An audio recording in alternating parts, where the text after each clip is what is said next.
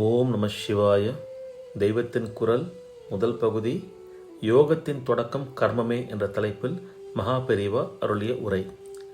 யோகம் என்றால் சுவாசத்தை அடக்கி அடக்கியே சிலைமாது உட்கார்ந்திருப்பதுதான் என்று பொதுவாக நினைக்கிறார்கள். யோகம் என்பதற்கு நேர் அர்த்தம் சேர்க்கை என்பது. பல வஸ்துக்களோடு நாம் வாழ்க்கையில் சேர வேண்டியதாகிறது. ஆனால் இந்த சேர்க்கை எதுவும் நிரந்தரமாக இருக்கவில்லை. அதனால்தான் மனசு கிடந்து ஆடிக்கொண்டே இருக்கிறது. இப்படி இல்லாமல் முடிந்த முடிவான ஒரே வஸ்துவுடன் எந்த நாளும் சேர்ந்து விட்டோம், அதற்கப்புறம் நாம் என்று ஒன்று அதிலிருந்து பிரிந்து வரவே முடியாது என்று ஆக்கி கொண்டு விட்டால் அதுதான் நிஜமான யோகம். நம் மனசுகளுக்கெல்லாம் மூலமாக இருக்கிற பரமாத்மா தான் அந்த ஒன்று. மனசை மூலத்தில் திருப்புவதற்காகவே யோகிகள் சுவாசத்தை அடக்குகிறார்கள். ஏனென்றால் எண்ணம் உதிக்கிற வேர் எதுவோ அதுவேதான் சுவாசத்தின் வேரும் ஆகும். எனவே சுவாசம் மூலத்தில் நின்றால் மனமும் அதன் மூலத்துக்கு போய் அடங்கி விடுகிறது. யோகம் என்பதற்கு எதிர்ப்பதம் வியோகம். விட்டுப்போவதை வியோகம் என்கிறோம். உடம்பை விட்டு ஒருவர் செத்து போய்விட்டால் தேக வியோகம் ஆகிவிட்டார் என்று சொல்கிறோம் அல்லவா? ஒரு தினசான வியோகம் வந்துவிட்டால் அதுவே யோகமாகிவிடும் என்று பகவான் கீதையில் சொல்கிறார். ஏதோ ஒன்றில் யோகம் வந்தால், அதாவது எதுவோ ஒன்றை விட்டுவிட்டால் அதுவே யோகம் என்கிறார். அந்த ஒன்று என்ன? துக்கம் என்பதே. துக்கம் உன்னிடம் ஒட்டாமல் பிரித்து தள்ளிவிட்டால் அதுவே யோகம் என்கிறார். தம் வித்யாத்து க சம்யோக வியோகம் யோக சமநிதம். லோக ரீதியில் நாம் சொல்கிற இன்பங்களும் கூட இந்த துக்கத்தை சேர்ந்தனவே. பரமாத்மாவை பிரிந்திருக்கிற எல்லா அனுபவமே ஒரு துக்கம்தான். சித்தம் ஓடிக்கொண்டே இருப்பதால் தான் இன்ப துன்ப அனுபவங்கள் ஏற்படுகின்றன. சித்தம் சஞ்சலிக்காமல் நிறுத்திவிட்டால் இவை இல்லை. ஒரே முனையை விட்டு அகலாமல் ஏகாக்கிரம் என்று சொல்வார்கள். இருக்க சித்தத்தை பழக்குவதே சித்த சுத்தி. யோக சித்திக்கு இதுவே உபாயம். பொதுவாக நாம் யோகிகள் என்று சொல்கிறவர்களைப் போல் எல்லோரும் ஆரம்பத்திலேயே சுவாசபந்தம் செய்து கொண்டு உட்காருவதில்லை.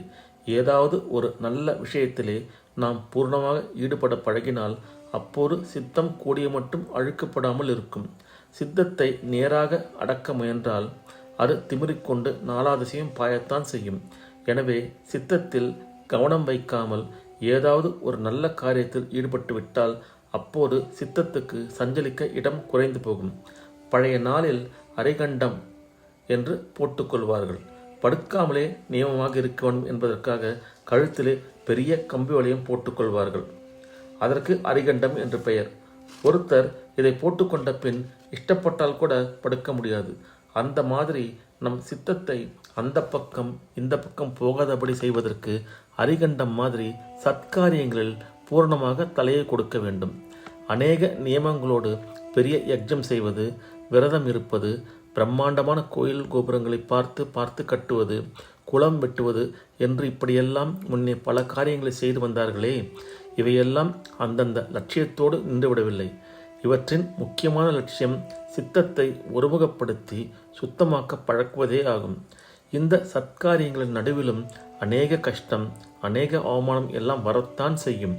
ஆனாலும் காரியத்தை முடித்தாக வேண்டும் என்பதால் அவற்றை எல்லாம் ஒதுக்கி தள்ளிவிட்டு மேலே மேலே எடுத்துக்கொண்ட வேளையில் போய்கொண்டே இருப்பார்கள். இதுவே சித்த சுத்திக்கு நல்ல உபாயமாகும். அப்புறம் சுவாசபந்தம், தியானம் எல்லாம் வைத்து கொள்ளலாம்.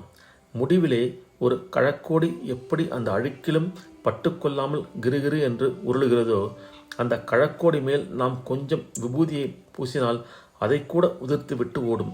அப்படி எந்த இன்பத் துன்பத்திலும் ஒட்டாமல் பரமாத்மாவை நோக்கி ஓடி அவரை சேர்ந்து விடுவோம். இந்த சேர்க்கைதான் யோகம் என்பது.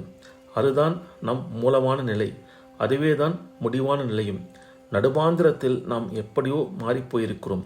அதனால் அந்த நிலை இப்போது நமக்கு புரியவில்லை. நமக்கு புரிகிற இடத்திலிருந்து அந்த நிலைக்கு போக வேண்டுமானால் கர்மத்திலேயே ஆரம்பிக்க வேண்டும். ஓம் நம சிவாய. இந்த அருளுரை இத்தோடு நிறைவுற்றது. அடுத்த பதிவில் கர்மயோகம் என்பதை பற்றி மகா பெரிவா அருளியதை பார்ப்போம். ஓம் நம சிவாய. ஹரஹர சங்கர ஜெய ஜெயசங்கர. காஞ்சி சங்கர காமகோட்டி சங்கர.